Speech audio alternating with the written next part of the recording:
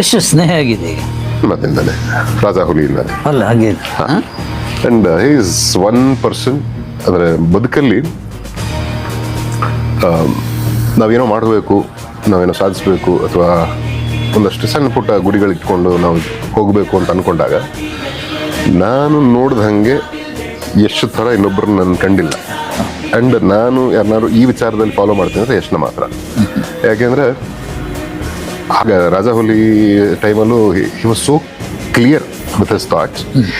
ಈ ಸಿನಿಮಾ ಹಿಂಗಾಗುತ್ತೆ, ಇದು ಹಿಂಗಾದ್ಮೇಲೆ ಈ ಥರ ಪಾತ್ರಗಳು ಬರುತ್ತೆ, ಅದಾದ್ಮೇಲೆ ನಾನು ಈ ಥರದ್ದು ಮಾಡಬೇಕು ಹೇಳೋರು. ಆ್ಯಂಡ್ ಈ ಸಿನಿಮಾ ಆದ್ಮೇಲೆ ನಿಮ್ಗೆ ಯಾವ ಥರದ ಆಫರ್ಗಳು ಬರುತ್ತೆ, ಅದನ್ನು ನೀವು ಯಾವ ರೀತಿ ನೀವು ಪಿಕ್ ಮಾಡಬೇಕು, ಆ್ಯಂಡ್ ಗೆದ್ದರೆ ಏನು ಸೋತ್ರೆ ಏನು, ಹೆಂಗೆ ನಾವು how do we deal with that failure or success ಆರಾಮ ಮಾತಾಡೋರು.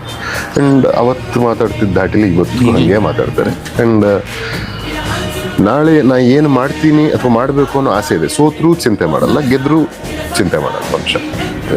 ಅದಕ್ಕೆ ಚಲದಂಕಮಲ್ಲ ಅಂತ ಕರಿತೀವಿ. ಹೌದಾ? And that prolific, that significantly confident, ಅದು ನನಗೆ ಭಾಳ ಇಷ್ಟ. ಆ್ಯಂಡ್ ತುಂಬ ವ್ಯಕ್ತಿ ಬಗ್ಗೆ ನನಗೆ ಗೌರವ ಅದರಿಂದನೇ. ಆ್ಯಂಡ್ ಸುಮ್ಮನೆ ಏನೋ ಒಂದು ಖಾಲಿ ಪೋಲಿ ಮಾತಾಡ್ಕೊಂಡು ಟೈಮ್ ವೇಸ್ಟ್ ಮಾಡೋವಂಥ ಜಾಯಮಾನ ಅಲ್ಲ.